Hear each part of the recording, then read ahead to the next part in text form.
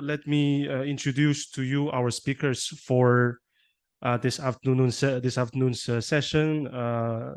This morning, we looked at, from a macroeconomic perspective, how EU-China trade relations look like, outlooks for economy, outlooks for policy context, and now we are looking at the policy environment and business confidence for SMEs in Europe and in China.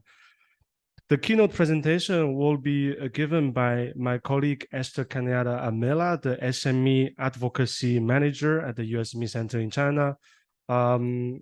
Later, after Ester's presentation, she will also be joined by two other panelists, Mr. Marco Bettin, Director General, Italy-China Council Foundation, who is also the Vice Chairman of EU-China Business Association, and Mr. Bernardo Mendia, Secretary General of Portugal-China Chamber of Commerce and Industry, CCILC. And the panel discussion will be moderated by Ms. Gwen Song, the Secretary General, Executive Director of EU-China Business Association. Esther, please take the floor. Thank you.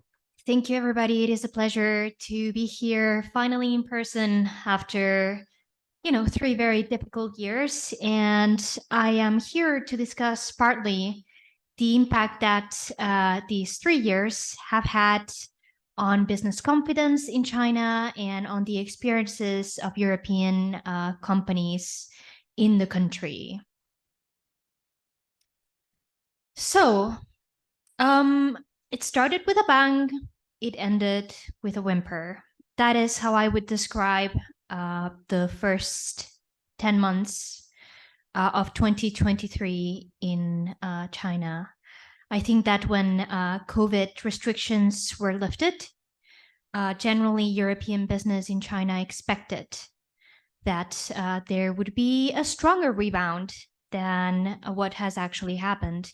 And I'm not going to go into detail into the reasons why, because we have had fantastic presentations from far, far more qualified people than I this morning, but allow me to just paint a brief picture. And this picture really relates to what I would call the horsemen of the Chinese economic apocalypse. Perhaps a bit dramatically, but I'm Spanish, what can I say? And those would be consumption. Many people think that weak demand in Europe is the big story these days, but I would argue that actually weak demand, weak consumption in China is even a bigger story. It is impacting European exports to the extent that since 2017, European exports to China have decreased by 1/3. And again, we are not seeing substantial improvements in terms of consumption on big ticket items, such as, for instance, automobiles. Investment is also at a low ebb. And again, linked to consumption and investment, we have the big issue of real estate. 70% of household wealth in China is linked to real estate. And the whole of real estate represents 25% of Chinese GDP. So when this sector is flailing, pretty much the whole economy is in jeopardy. The outcome of this is that pretty much the one engine of growth that China has these days is manufacturing, and in particular export manufacturing. And again, you see the impact that this is having on EU-China trade relations when you look at trade by volume. In 2019, for every container that was sent from the EU to China, there were 2.7 containers sent from China to EU. In 2023, this gap has increased to 3.9 containers from China to the EU per container sent from the EU to China. To these economic headwinds, we need to add a bit of a situation of schizophrenia, if I may use the term, in the sense that on one hand, we are seeing an increasing focus on national security and a particularly ambiguous brand of national security through legislation such as the anti-espionage law and the foreign relations law. At the same time, we are seeing quite an intense effort, at least on paper, from the government to support the private sector in general and foreign investment in particular. And this is reflected, for instance, in several measures that were published in summer, throughout the summer this year. As a result, business confidence in China remains relatively subdued. If we look at the European Chamber's Business Confidence Survey, which was published in spring this year, we see that 55% of respondents, the lowest number in the history of the survey, were saying that they saw China as a top 3 investment destination. We also see that basically business is seeing the Chinese economic slowdown, as well as geopolitical tensions and as some of the sources of concern and key challenges in China in 2023. And we also see that as a result of these challenges and as a result of 3 years of COVID, European businesses are rethinking how they are operating in China. 75% of respondents of the Business Confidence Survey have said that they had been rethinking how they approach their supply chains globally and in particular in China. 11% of respondents of the Business Confidence Survey mentioned that they had moved operations out of China, and 24% said that they had further onshored operations in China.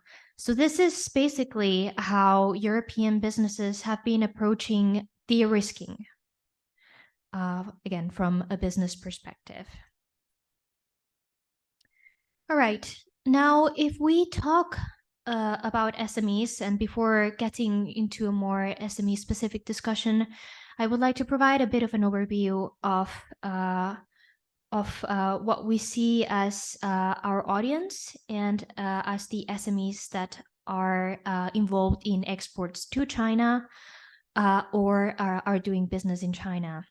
And as you can see, if we look at inquiries to the EU SME Centre, we see that small businesses in agriculture, food and beverage, commercial services, healthcare, education, machinery are the ones that are most active. And you also see a predominance of inquiries from bigger member states in the past few phases.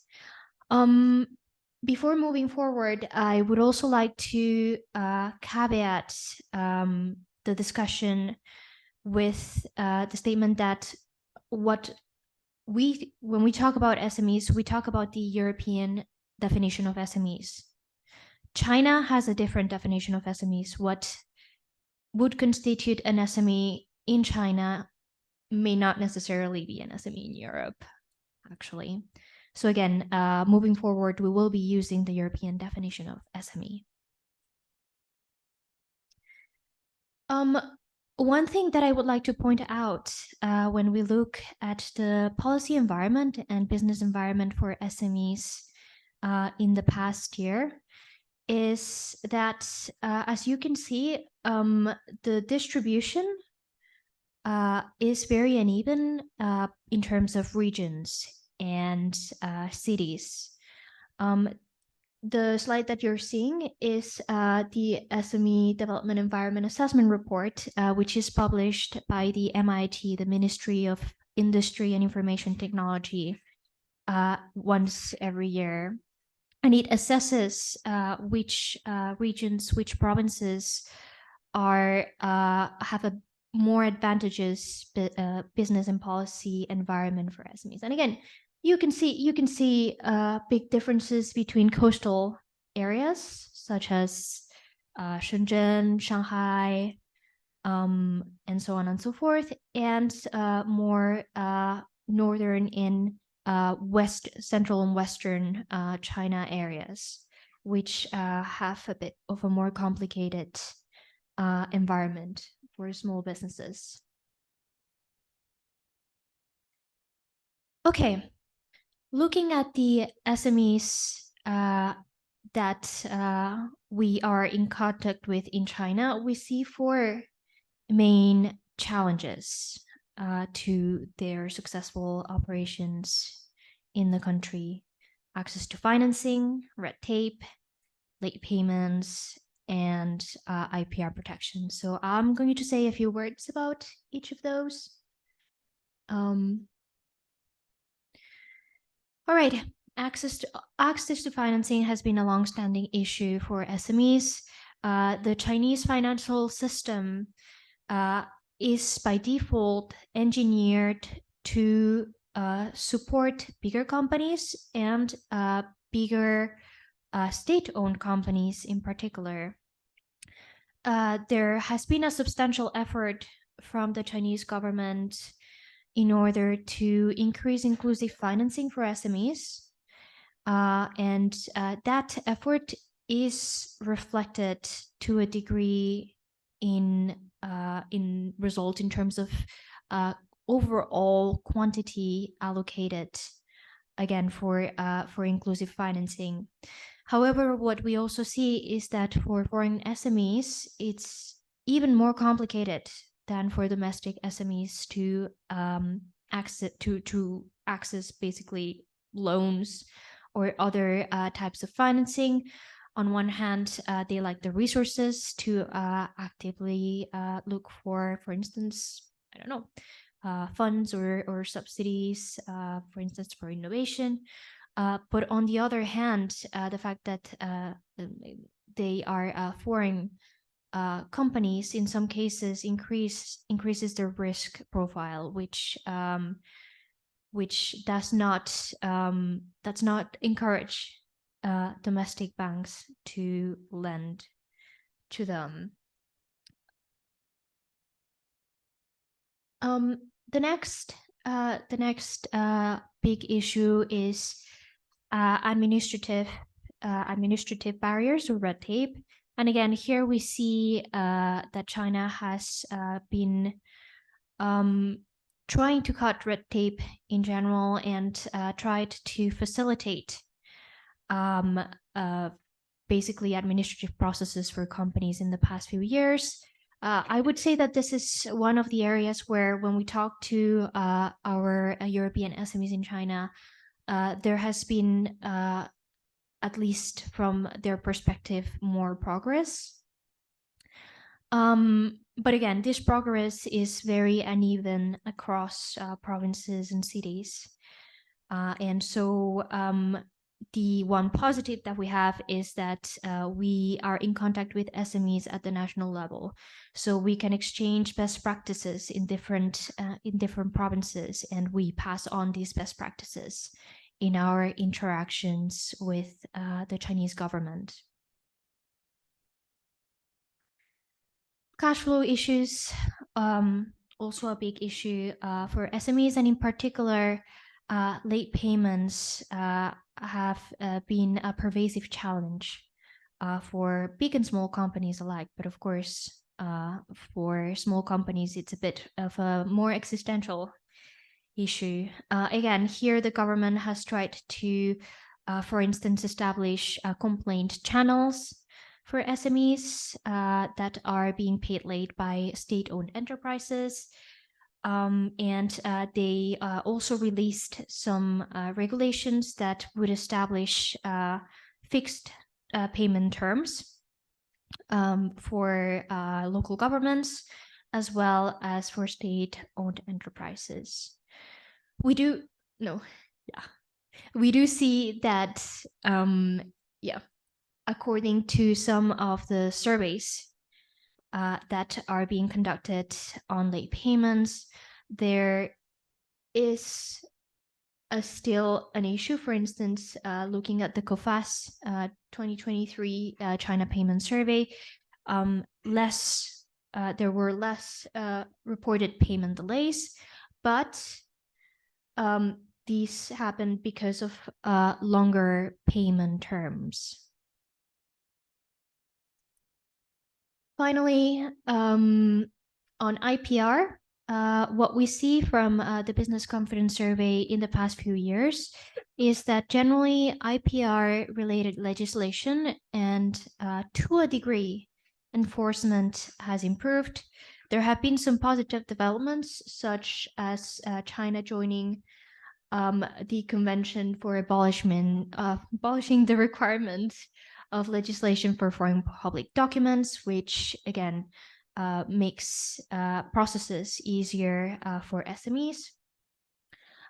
We have seen the publishing of key legislation such as the patent law, the trademark law, and so on and so forth, that again is perceived as a positive by European companies. We do still see some issues, for instance, with forced technology transfer. This has remained, looking at our business confidence survey, regularly reported issue by around between 15 and 20% of respondents. And there is also some room for improvement in the implementation of joint EU-China agreements such as the GI agreement. I will stop here and happy to take questions.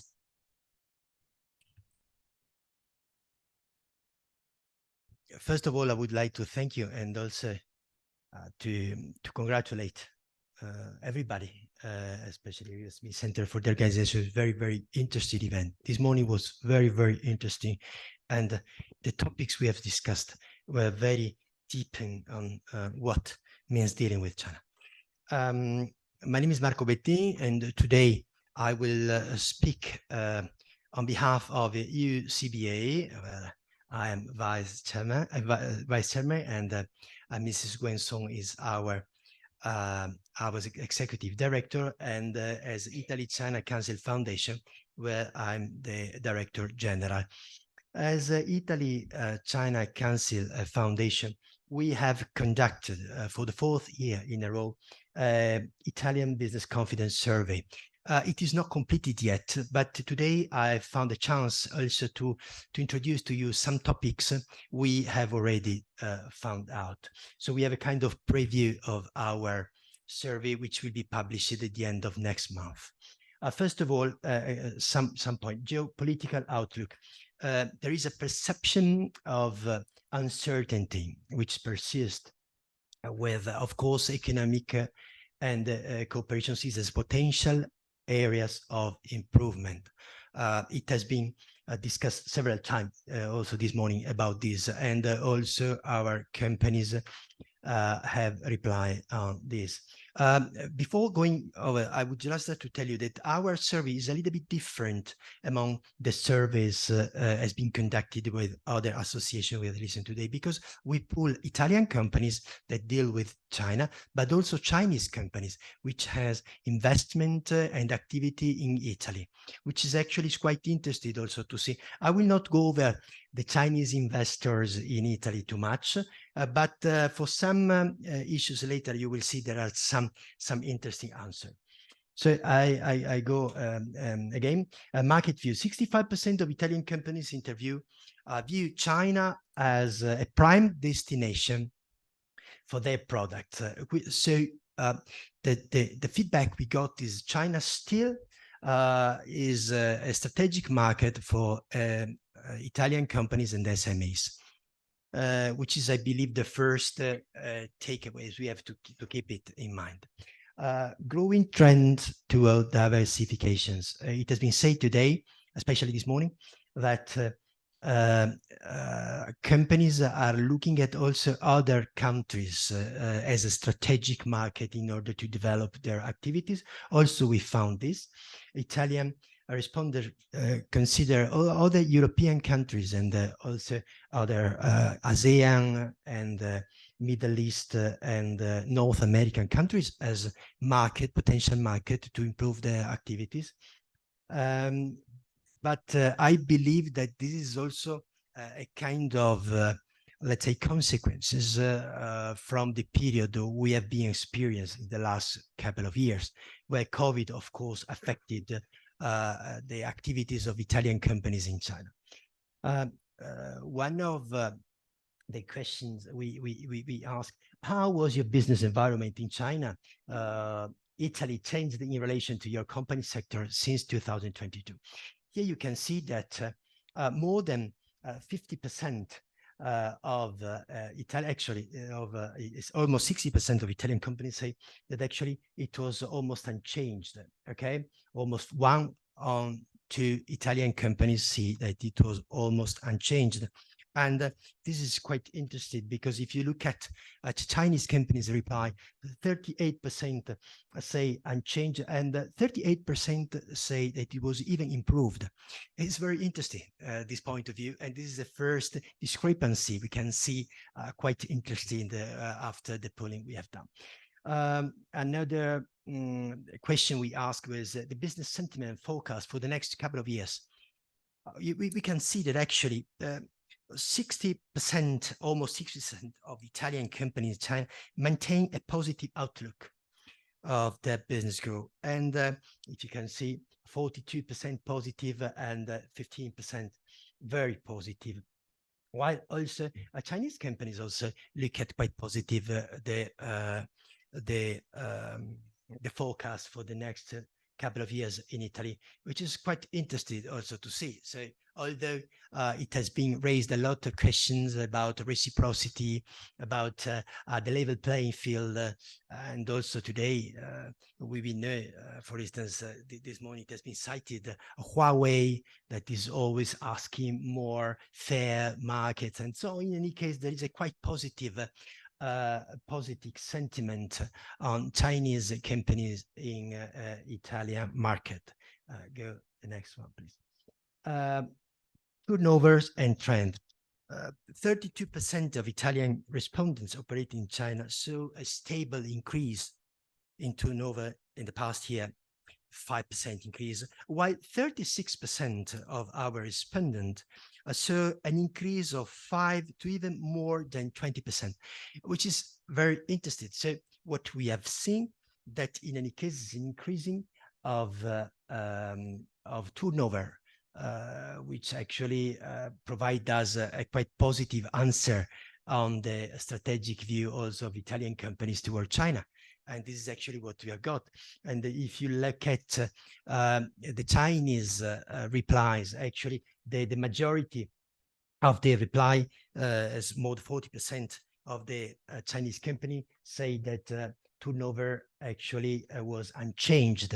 Okay, so it's a little bit stable market, but still quite positive. Okay, going on. Investment trends. Almost 58 of the Italian food company actually declared that they have investment or play new investment in China. And 50% of Italian companies consider China among the top 3 strategic market.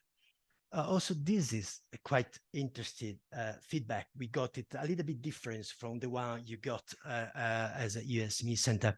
Of course, we pulled Italian company which have relationship with China. Okay, so in any case, they deal with China market, they have investment in China.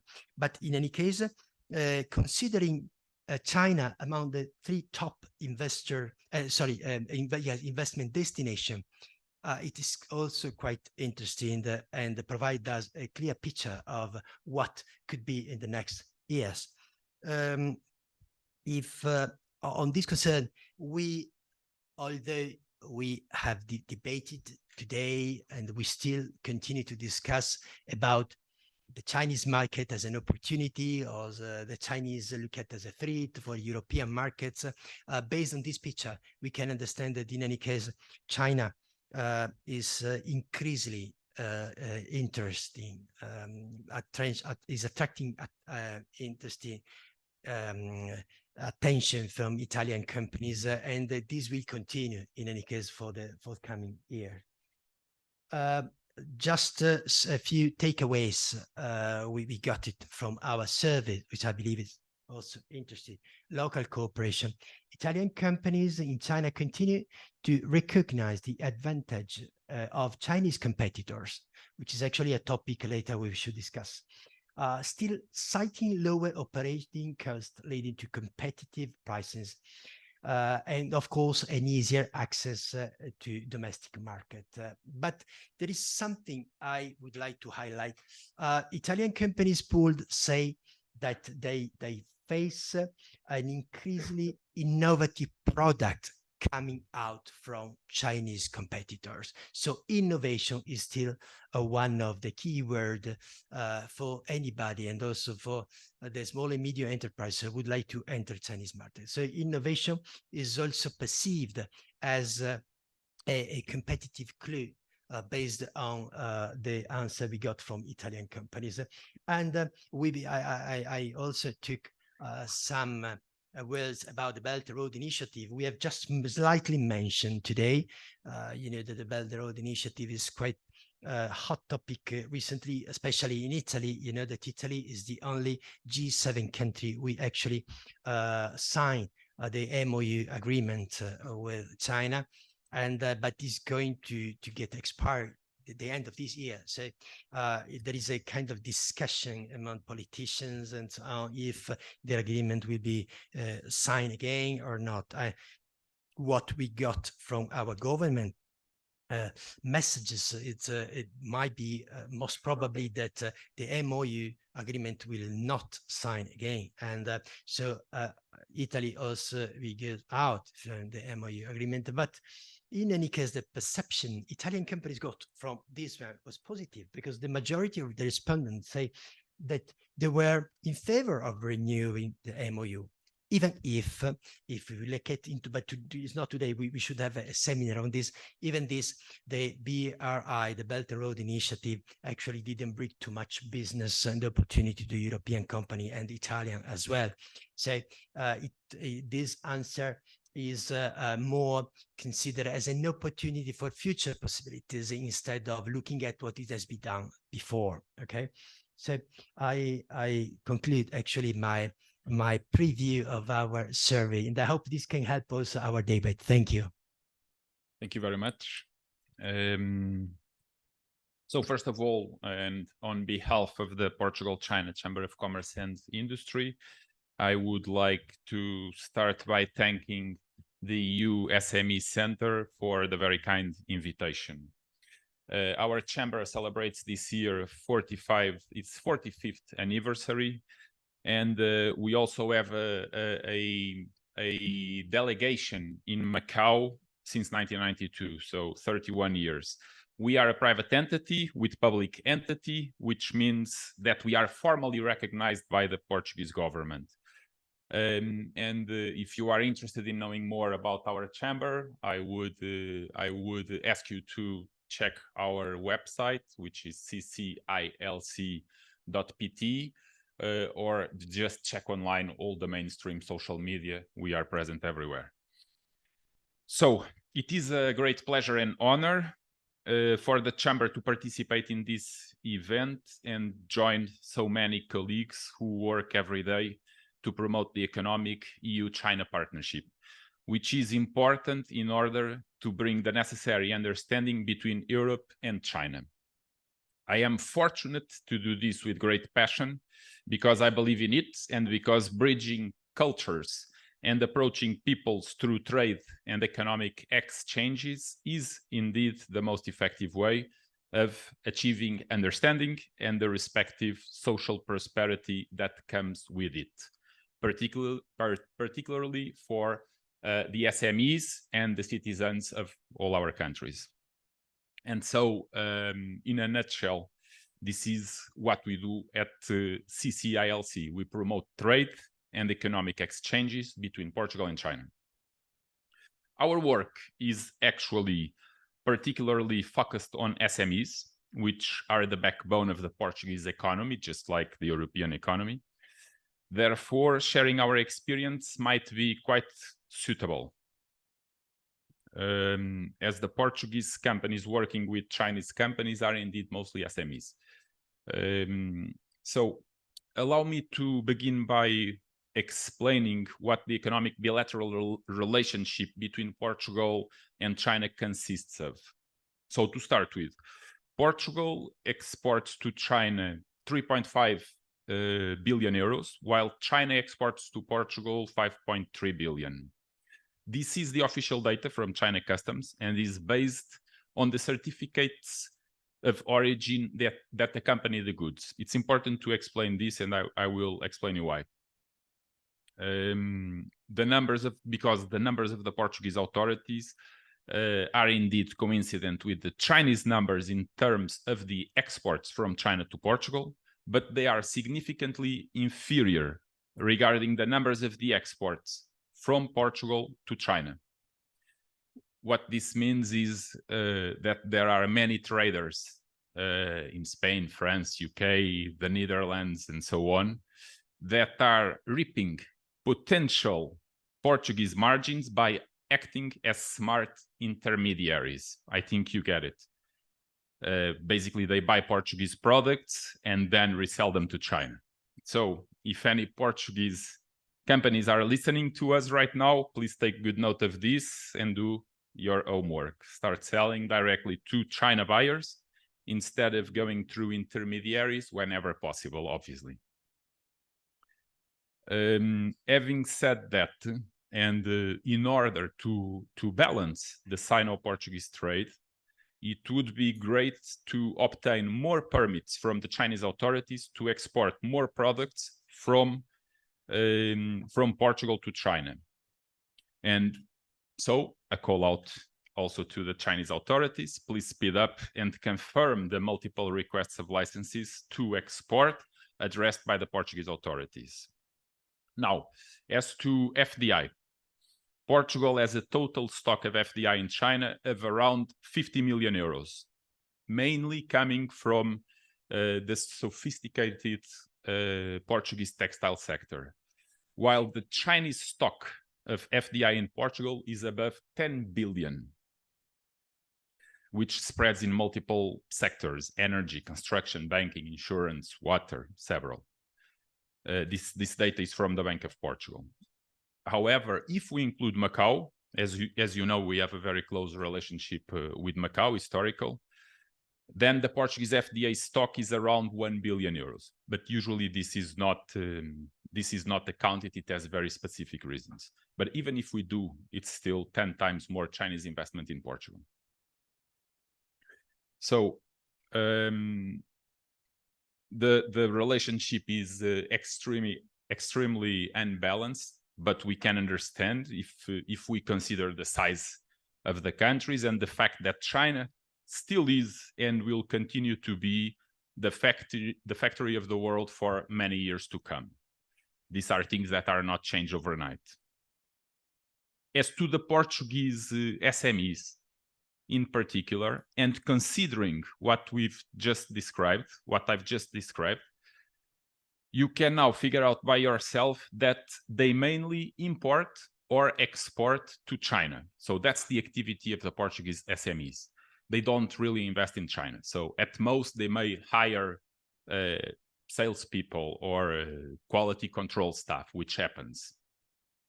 Now, regarding the Portugal-China topic of public policies and business confidence, to start with, from a policy environment point of view, I would like to make two comments. The comment one is that Portugal is part of the European Union and as such has little space to act independently in significant practical areas. However, Portugal was the first Western country to sign a MOU regarding the Belt and Road Initiative. We were also the first Eurozone country to issue debt in Chinese currency, the first to issue Union Pay cards, and the first to establish a blue partnership with China. This goes to show how engaged Portugal has been in its relationship with China. Unfortunately, Portugal was recently the front runner on restricting the commercial activity of Chinese 5G companies without providing the technical rationale behind it, which is a monumental historical mistake from the Portuguese government, only comparable to Europe not signing the EU-China Comprehensive Agreement on Investment after 7 years of negotiations. The comment 2, you may remember that 12 years ago, Portugal went through its most challenging moment in recent history, having gone nearly bankrupt. During this difficult time, the European Commission, the European Central Bank, and the International Monetary Fund, aka Troika, designed a plan for Portugal to avoid the bankruptcy. Among the reforms required were a number of privatizations that would turn traditional state-owned companies into competitive multinational private companies. A couple of countries began to show interest in Portugal during that time, but none of them invested in our companies like the Chinese did. As a matter of fact, coincidentally, a number of Chinese domestic policies were simultaneously being implemented, among them the Going Global strategy, the Belt and Road Initiative, Made in China 2025, and a more consistent approach to the Portuguese-speaking countries via Macau, through the Macau Forum, which actually celebrated last year its 20th anniversary. And going now to the business confidence, until 2018, the Portugal-China business confidence was at its top. I think this is more or less general in Europe. And this was due to the, in the case of Portugal, due to the Troika plan having indeed improved the Portuguese economy immensely, and also including the contribution of the Chinese companies that invested in Portugal in that context. In fact, Chinese investment in Portugal has not only allowed for the retention of many jobs, it has also helped many Portuguese companies continue their activities, hire more Portuguese people, and even keep their Portuguese board members. You may scrutinize today most of the Chinese investment operations in Portugal and likely find no failure. Most of them are strong and competitive multinationals, reaching record levels of tax contribution today to the Portuguese state year after year, actually as planned by the Troika. So that was a very successful plan. And so you may ask, why did I mention that business confidence was at its top in 2018? Has it gone down since? And does this affect the SMEs? And most importantly, if so, what can we do to change the trend?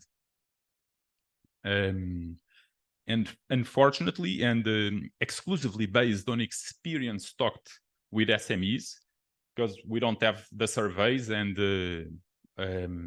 we just have the experience of talking with the SMEs through our members and through the trips. We travel a lot to China, actually. I came directly from China to Brussels, and on Friday I'll go back to China. So you can imagine.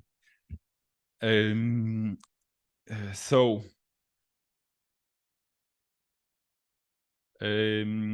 business confidence is indeed much lower, and it affects SMEs in different ways. But most importantly, there is a lot we can do to reverse the course. So let me say, like Marco said, I think it was interesting to say that he doesn't find that the confidence of the Italian companies is low or anything like that regarding to China. I would say that the ones that work directly with Chinese companies, I would say the same, because they have very good established relationships, so everything goes well. But the environment is negative. So the general environment for the other companies is negative. And that's what we should reverse as soon as possible, because there's no benefit for anyone. The reverse will come with communication and trust, confidence, as was referred today by many and more qualified speakers than me. So I think we all know what we need to do.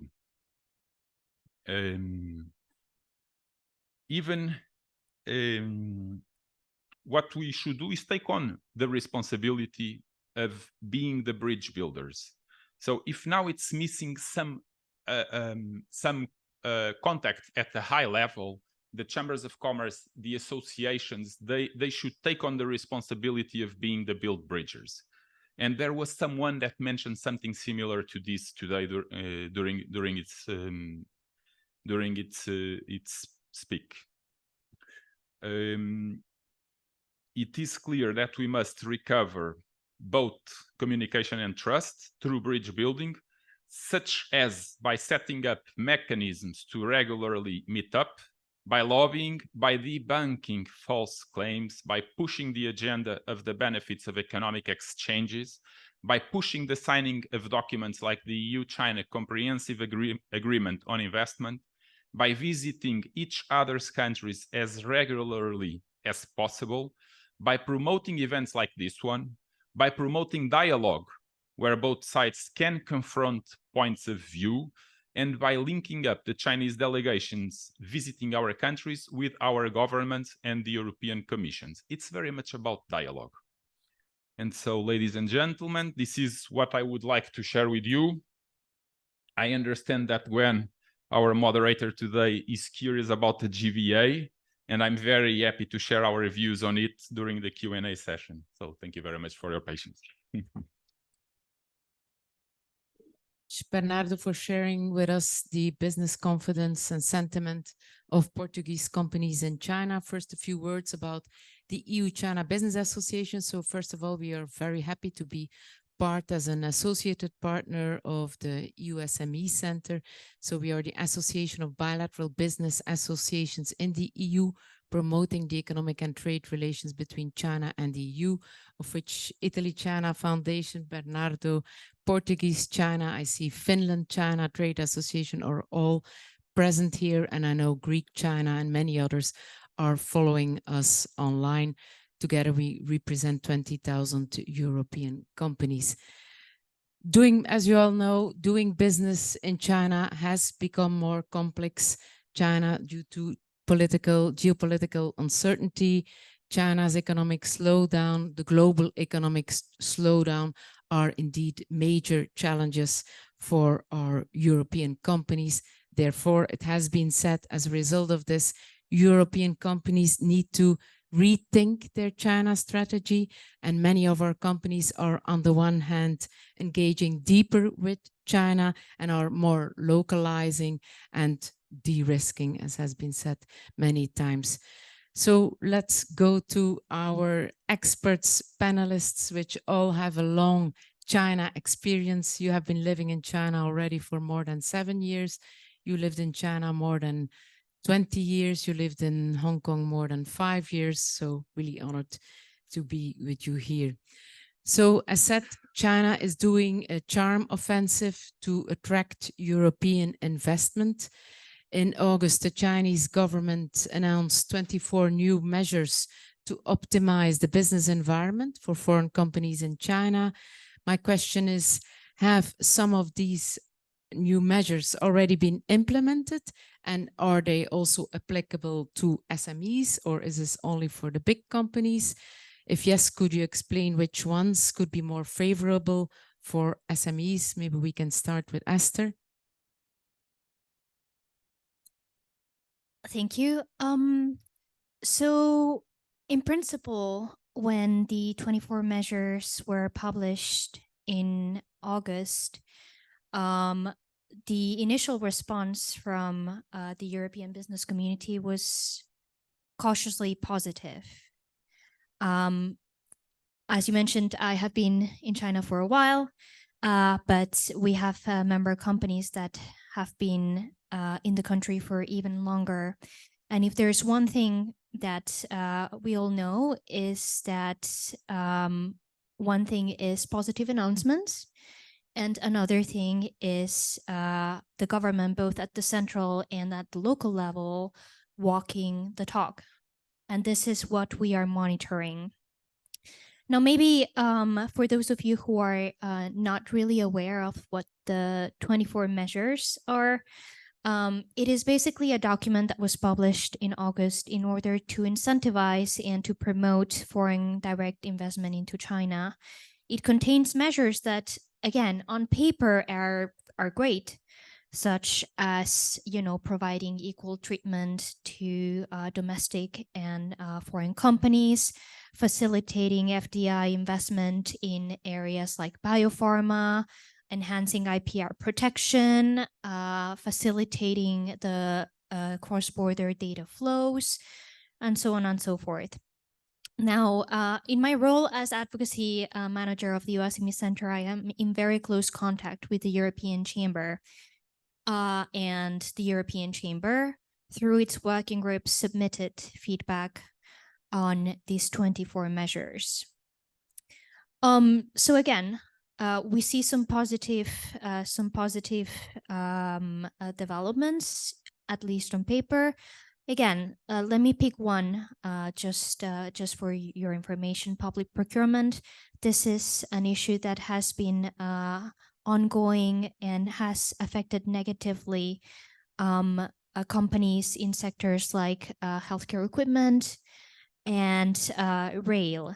It's not only issues like the inability of companies to win bids in public procurement. It goes beyond that into explicit buy China policies. That is, for instance, awarding extra points to companies that are fully Chinese owned. What we will be monitoring in this case is that these discriminatory measures are lifted, and that in practice, not only on paper, there is actual increased access to procurement. And it will be similar with the other measures: IPR protection, encouragement of investments in certain sectors. When our companies are actually able to do that, are actually able to invest more, that's when we will say victory. And that these measures have actually worked. Thank you. Marco, Bernardo, would you like to comment on these 24 measures? Are your companies aware of that, or? Sorry, we didn't actually deepen this topic, and this might be also quite interesting actually to deepen. So once back to Italy, we will try to understand more about this and then to spread out to the Italian. So I have no comment on that. These 24 measures or other similar measures from the Chinese authorities are always welcome and are always the first step. So, of course, I understand it's a hard work, but it's a relationship work as well. And this is very good that they move. In August, they did that last week. They also open up for a lot of topics that were closed before. Of course, it's still in the paper, but it's a couple of steps going forward. And I think that's the positive side of it. Thank you. Esther, you also mentioned less awareness of local funding opportunities for SMEs. Indeed, how can European SMEs get more information about local funding opportunities? What about the SME development funds, which are set up by several cities? And then I also like you to comment, are your SMEs aware of that and do they use it? Well, the answer is very simple and honestly a bit self-serving. I have to say, just be involved in EU SME Centre activities. We have very good reports on how to find or how to be aware of the different SME funding opportunities. For instance, on R&D and innovation, we have the author actually here, Alessio. But we also organize regular exchanges with government stakeholders, Chinese government stakeholders. So just to give you an example, last week we were in Shanghai and we held an SME government dialogue with both representatives of SME associations and SME institutional stakeholders, both at the national and at the local level in Shanghai. And again, through our advocacy platform, we try to increase this linkage between European businesses and European SMEs and government representatives so that our companies can more easily find out about these opportunities, about these preferential policies. Yes, indeed, because we organize several activities, how our companies can get financing from European side, but less really from the Chinese side. So I think it's good to focus on that. Marco, you would like to? Italian companies mainly go to China developing business, okay, import, export, and so especially SMEs, I'm talking about SMEs.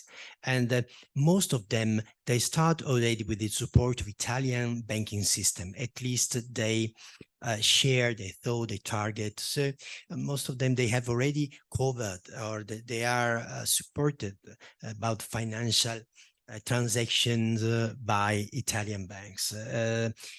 Some banks, they have also branches in China. So they got also funded through the network they have already in China, or they have counterparts in Chinese banks.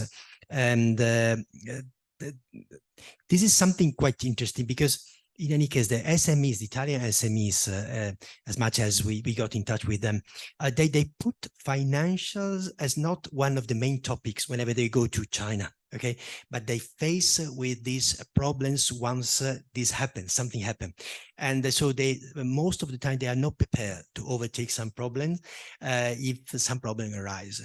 And this is actually something we have to do it with the EU SME Centre, our association, and so on, try to let the SME understand that going to China must be prepared. And financial is a very important issue.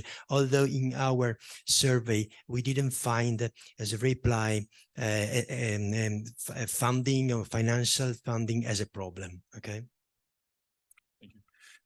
Just adding that according to our experience and maybe related to what you said before, maybe the Portuguese SMEs do not correspond to the Chinese SMEs because the amount of the turnover of the companies that they have to have in order to benefit from, it's impossible. There's no Portuguese SME, or there are very few Portuguese SME that could actually benefit. And then they would have to transfer a significant part of that turnover to China in order to benefit. So our experience is that it's very difficult. What, on the other end, and I think it's important to underline now, is that right now the Chinese authorities, due to the current situation, are much more open to do some exceptions and to offer more support than they used to be before. And that's also to end in a positive note. Yeah. Thank you. So, Esther, you already mentioned the main challenges for SMEs: access to financing, red tape, cash flow issues due to late payments from clients and financial burden, IPR protection. Do you have any other obstacles for SMEs that you hear most of? Would you like to further comment? We found it actually, we are quite similar to what Esther said, that restrictions and regular barriers are, for the 30% of our respondents, one of the main issues in order to access Chinese market. And another issue we found it that actually was the same, was the rising of the labor cost, which is actually a very hot topic.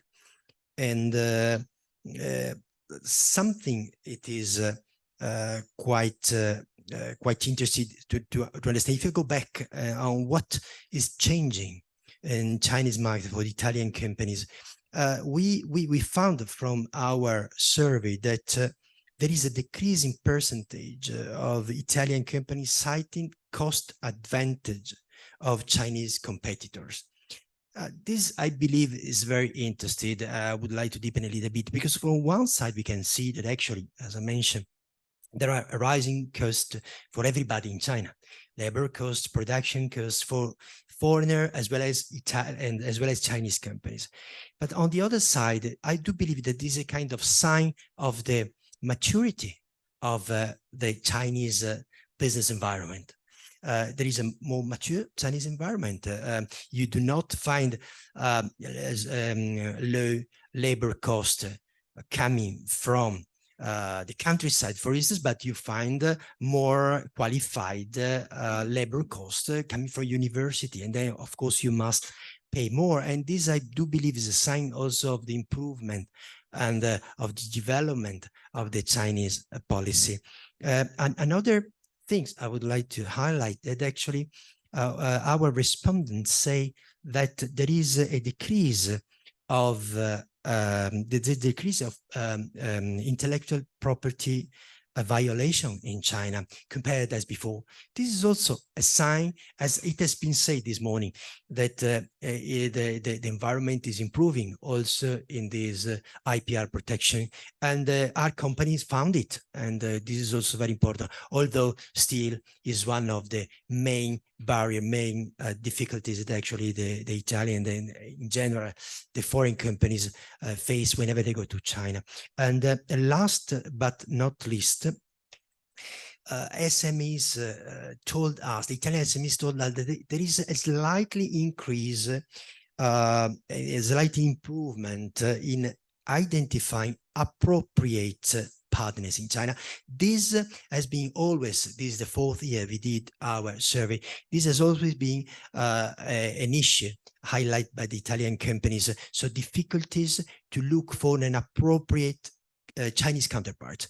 It seems that this trend is changing a little bit. So maybe after COVID and after these difficulties that in any case China is facing on, there are a more prepared actually business environment, and Chinese companies are more eager also to look at international collaboration, and this with more expertise and qualification coming from also Chinese expert coming from abroad, going back to China, will help also to develop a bilateral relationship. Okay. Just a very quick comment to say that I particularly agree that not only the authorities, but also the cities, districts, and the companies, they're all under a lot of pressure to sell. So there's a lot of opportunities right now to do business with China and the Chinese nationals.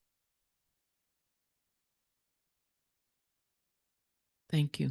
So many of our companies, as said already, are in China for its innovation power. The World Intellectual Property Organization, WIPO, just released the Global Innovation Index 2023, which showed that 3 Chinese science and technology clusters, Shenzhen, Hong Kong, among which Shenzhen, Hong Kong, Guangzhou, are among the world's top 5. What are really the advantages, speaking about the Greater Bay Area, for Portuguese SMEs, European SMEs, Italian SMEs? Could you tell us something more about the advantages of the Greater Bay Area? Thank you. First of all, I think it's a very positive narrative, also a narrative of opening up, and that's always positive. Again, it links with the pressure that exists to do more business. In the case of Portugal, because of Macau, which was administered by Portuguese by the Portuguese Kingdom and then Republic altogether for 450 years, we have in fact already a special connection with the area. So we have. The Portuguese banks are there, the Portuguese law firms, architecture firms. I mean, every accountants. So for the Portuguese, usually they will choose Macau as a entry point, and of course Macau is in the Greater Bay Area. The local companies, which although they might be owned by Portuguese but they are completely local. We have companies there with over 100 years, so you can imagine they have the connections to the mainland. So that's a very good entry point in our particular case. Of course, it might be different for other European countries, but overall, it's the Greater Bay Area. It's a project that is being supported by the central government, and it has been growing. For example, in the case of Macau, they have created an area to promote the integration of Macau in the mainland, which is named Hengqin. In the case of Hong Kong, they have created the Qianhai development area, which I visited, and it's absolutely fantastic how they plan and build, and it's done. It's really incredible. And if you set up your company in Qianhai or in Hengqin, you will benefit from the same tax regime as Macau and Hong Kong, which, as you know, for companies is 12% and 15% respectively. And that's it. So I see opportunities. I can understand the critics that say, oh, it's 3 different currencies, 3 different borders. It's all true, but things take time too. Okay, so we have to be patient. Just a couple of words. Guangdong, it has always been one of the powerful provinces under the miracle of Chinese development. Okay, so Guangdong is still very important. Hong Kong has been traditionally in the last 30 years, the main door, 30, 40 years, the main door to access Chinese market and vice versa, to the Chinese company going abroad. Now, there is this possibility to integrate Hong Kong with the Greater Bay Area and so the Guangdong area and so on. So the production with the services, financial services with a business opportunity, which is actually very, very interesting. It has been already brought forward for a few years. Didn't reach actually, as my opinion, the result they wanted to reach it. But I believe after COVID, that this might be a very hot area. And I believe, and I agree with Bernardo, not only because they have a background, okay? So they have production chains, they have services, they have also the financial support, and they have also the presence of a lot of foreign companies and the banks and so on, which will help. And one more thing, I believe that the Greater Bay Area will not only suitable to develop relationship between China mainland and the world, but also this might be very useful also for the Southeast Asia. So the Greater Bay Area could be a kind of bridge between foreign countries, China, and the Greater Bay Area, which I believe must be taken in consideration, because the relationship we have cited today, Vietnam would have they are very, very close, and not only geographically because it's very close, but also culturally, and then about business-wise, they really did. If I think, for instance, about Guangdong production, traditionally Guangdong was used to deal with leather, shoes, and so on. And then year by year, the production of these goods has been decreasing in favor, for instance, of some production in Vietnam. But there are a lot of Cantonese companies going to Vietnam to produce shoes and to treat leather. So what I'm thinking that it is not only a Greater Bay Area, but a wider circle of possibility among Southeast Asia, China, and the world. I think the audience must be warmed up now for questions. So, yeah. We first receive the question, otherwise I can reply. It is needed information. It is always needed information. It is the basic. Our association, the main task is to provide, to spread information, but also real information, okay? And not only based on what we heard, but we study. We have a research center in our Italy-China Council Foundation. So we do research, we did survey, okay? To listen to what the company said and to look for possibility threat, and so on. This is very important. So that's why it's very important also the EU SME Centre activities, okay, because we can get information and first level information, because you are based in China.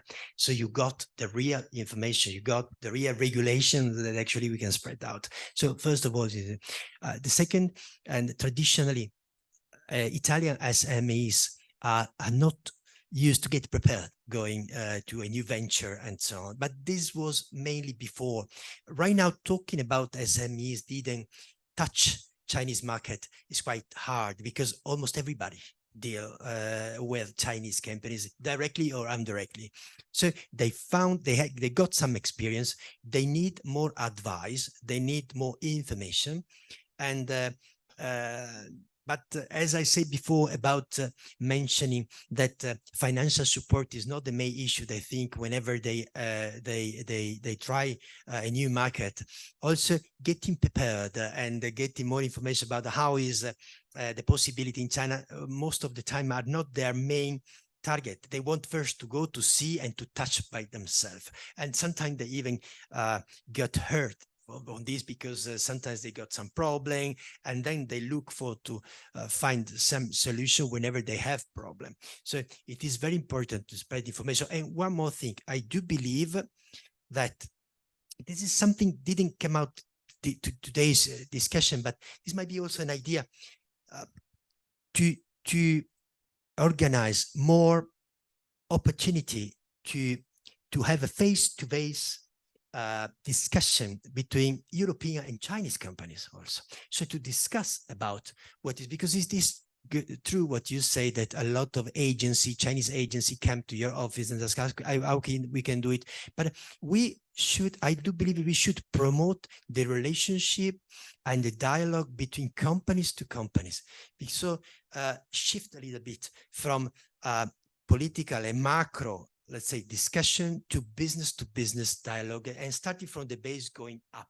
I believe this, we could get much interesting information. Just one comment. And yes, I agree with Marco. It's a question of information. And in that sense, I believe that because it's the interest of China, they have to make the effort of informing more. In the particular case of Portugal, I guess we are a little bit privileged, because we have received many delegations, specifically from the Greater Bay Area, from Hengqin, last week from Qianhai Development Zone. We also visited them.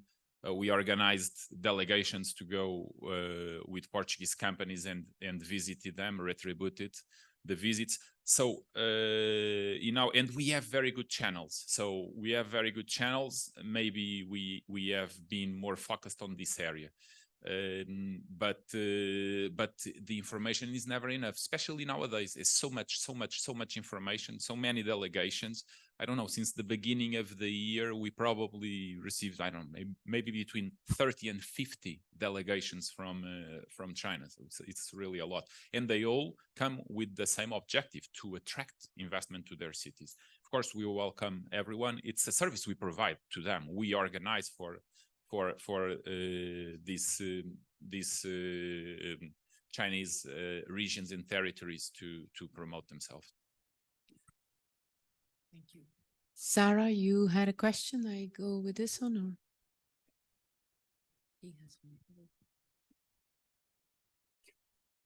or? Sarah Medina from Portugal, from SPI. So we are one of the proud implementing partners of the EU SME Centre. And many thanks for the great panel and the great conference so far. So my question is, so I've been going to China already for 20 years, since 2003. And this year I went there since the pandemic in November 2019, in July and September. And I was a little bit surprised with the number of foreigners that I could see in China, European foreigners. It is right now very few. So my question is, what could be done to increase the number of European foreigners? And also the other question is, we didn't really talk about opportunities from second and third tier cities in China, because I think those cities are very, very attractive to Europeans. Cities like Suzhou, Wuxi, Tianjin, Nanjing, Hangzhou. So what could be done to increase the awareness of these cities, and also what could be done by the EU SME Centre to increase the level of European SMEs and European foreigners? Thank you so much. Thank you for the questions. So on the first question, indeed, the decrease in diversity when it comes to representation from foreign workers really in China is something that is highly concerning. It's an issue that goes beyond the pandemic. We at the European Chamber and at the EU SME Centre had already been seeing this trend of a decrease in terms of the number of foreigners in China, again, before 2020. But obviously, this was accelerated because of the pandemic. When we talk with our companies, we try to stress very strongly the importance of having exchanges and increasing diversity, not only of European employees in China, but also Chinese employees in Europe. Because what we have been seeing in the past few years, especially with the travel restrictions, has been an increasing gap in the understanding of what's going on in China between headquarters and the China operations and vice versa. So from our perspective, increasing these exchanges is absolutely essential. Chinese governments could develop measures as well to support these increased exchange, people-to-people exchange. And the easiest way and the most straightforward way would be, for instance, to increase the number of flights that are going from and to China and Europe. That would be, first. But then there could be other measures more associated to, providing visas and supporting foreign workers traveling to China, etc., etc. Now, on second and third tier cities, this is a topic that we have been monitoring at the EU SME Centre, and we do regular events and information sessions on the topic. You saw the ranking that I presented in the slides. There is a big gap in terms of policy and business environment that is advantageous to SMEs in depending on the region, depending on the city in China. This is something that European SMEs should take into account. And the other thing that SMEs should take into account is, again, the overall economic situation in China, because again, we're seeing that China is still an attractive market for European companies, but again, there is an economic slowdown, and provinces, or some provinces in particular, are not necessarily doing so well, and many of them are in big debt. So I think it's important as well for companies to monitor where the demand will be, but also where local governments are more supportive, really, of both foreign investment and private companies in general. I just want to add a couple of words about the last topic you mentioned. Not only second and third tier city or whatever, but even within the first tier city, inside there are some county, there are some district which actually receive a more boost by the regional government. Before Bernardo was mentioning Guangzhou, Guangdong, and some area. I can tell you, I was in Guangzhou recently, Canton, And Nansha area in Guangzhou is really boosted by the government, the regional government policy, as well as Hong Kong investment, which is actually almost very interesting. One advantage for companies going to the first, second, third tier cities that you could face less competition with other foreign competitors, which is actually also a topic, okay? Because if you go to Shanghai, before COVID, you should line up to queue outside the door of the Chinese company to knock the door, and then they say you come after. But if you go to some places, you come first. And in China, maybe even more than other countries, arriving first provide you a huge opportunity, okay? Sorry. Just one comment regarding the foreigners. I think that for attracting, besides what was mentioned, the flights definitely, and speed up the working permits, but also tax exemptions. And some cities actually are already taking some measures. Shenzhen is one city, Hong Kong is another one, Guangzhou also, namely through Nansha. So there are companies that are already very active in attracting talent. And one thing we should mention is that the Chinese cities, they compete a lot between each other, which is very positive. And that's also one of the reasons for their levels of competitiveness and innovation and everything. Yes, and one thing I see is regarding the foreigners leaving China. I also see some nationalities coming in and replacing Europeans, like Brazilian, South African. So this might be related to BRI and the geopolitical situation, and also the fact that, of course, they will find much better conditions in China, like maybe our expats used to find and don't find anymore, because probably there's more competition, not only Chinese that studied abroad and now return, but also other nationalities that go. So we also should take that in consideration, and of course, incentivize European companies to hire not only Chinese to work in Europe, but also Europeans to work in China. Can I ask one question? Yes.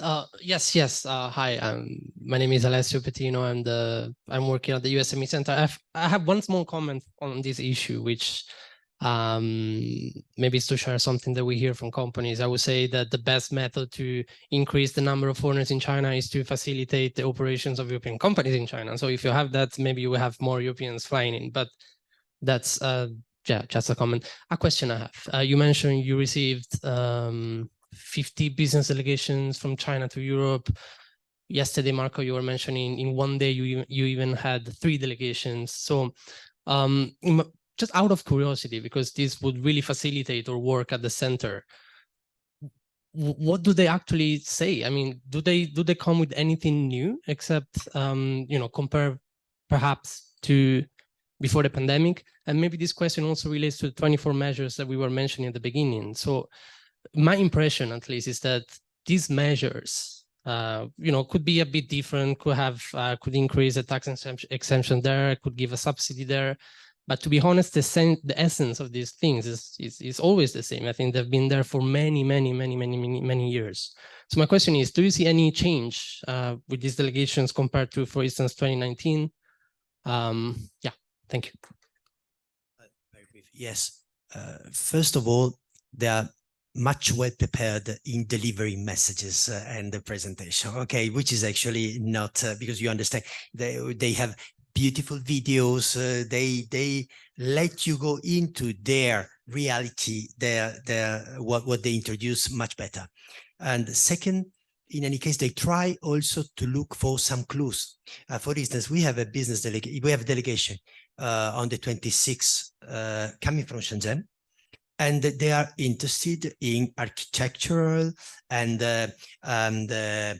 development, city development, and so on. So they look for some specific sector.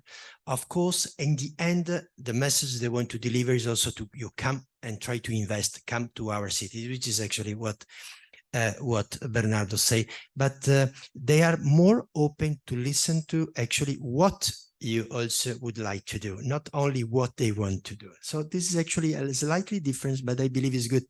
And there are such a huge number of delegations from all sides, and because I believe after 2 or 3 years of closing doors, Chinese also want to go out to look at how it's going on, and sometimes they just I at the very beginning you were mentioned a few years ago, but even early. The delegation come, they say, okay, I want to invest. I produce a glass of bottle glass, but then I want to invest in a mobile phone. Okay, that was, now I found more prepared also. The Chinese companies as well as the officials which actually organize the visit, they are more prepared, they are more focused on really what they can do and what they would like to do, and more eager to listen to, which is actually something I believe interesting, but we have still work on this. Okay, we are still working on this. Yeah, just adding one thing to say that they also wish to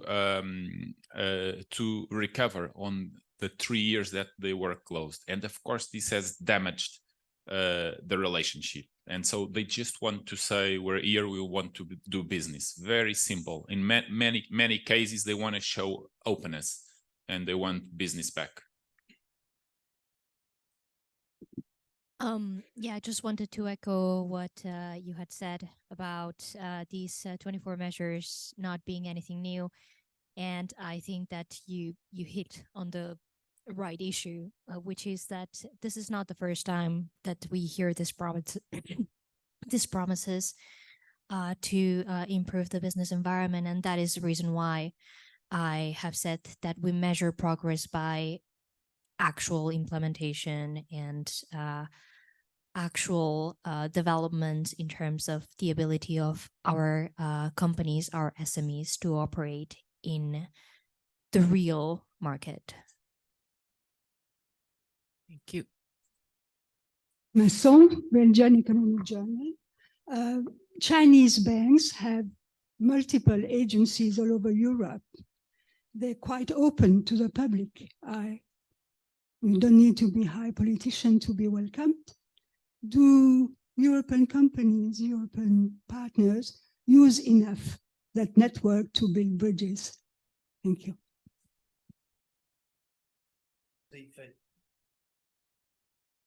So the network of Chinese banks in Europe, do European companies use that network enough? As far as our chamber, we do. They are our member and we work with them, and indeed they have an extensive network that we can organize business matching meetings together with them, also online. So, but I do think it can be used more. Yeah. If I look at Italian experience, 4 of the 5 most important Chinese banks are based in Italy, and their main, I used to be a banker, so I know how actually they work. Mainly, they serve Chinese companies entering European market. Okay, this is actually the aim, the main task. They set up branches throughout Europe, and then of course they deal also with Italian companies. But considering the nature of the business they do, okay, they mainly deal with big companies, so multinational and so on. So they provide loan, credit line, and so on, but at a high level. And of course, they work also with European banks in doing this. Okay, so they work for sure. They serve, they provide support to some big Italian companies because they look for, mainly, this is what I was saying in Italy, they mainly look for multinational, a big project, but they also deal with European banks, and they do a lot, which is actually one of the main source of income. Okay, so they lend and receive money, euro, and so on. So this is also one of the, so correspondent banking is one of the main activities of Chinese banking in Europe. Yeah, I would actually like to echo Marco's comment that a lot of European SMEs, a lot of European companies rely on European banks in order to finance their operations, their exports into China. From the perspective of European banks in China, then it is concerning to see that actually European banks have 0.2% of the market share in China. And I mean, again, banking, the ability of finance operations in China is basic for European companies. So this is also something that we are monitoring in our exchanges as well with the Chinese government. It's also because China is a continent, okay? So having built up a network of foreign banks in China takes a long time, okay? There are a few banks that has a quite interesting network in China, but still it's not easy at all, of course. Yeah. Was it another question or questions from the online conference or yeah.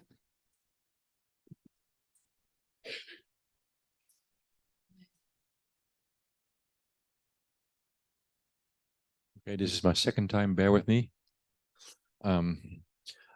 Both Marco and Bernardo made some comments about the Silk and Belt initiative.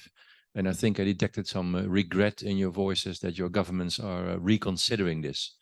Yet some say that the Silk and Belt Road, do I say it correctly? Belt and Road initiative is also designed by the Chinese government to try to gain influence in certain pre-selected markets and thus divide Europe. So I don't know what your views are on that, whether you think that this initiative is good for Europe or good for your country, or as a European Union, we should take a firmer stand and at least look at those initiatives from a European perspective rather than from a national perspective. As far as Italy is concerned, yeah, Italy is reconsidering, of course, the agreement and to build a new framework that actually has started 20 years ago is a strategic global relationship, something like this. Okay, we built between Italy and China. But going back to Belt and Road Initiative, BRI started years ago with the aim to develop a network of infrastructure in order to help to support the relationship, the exchange of goods along the old Silk Road, okay?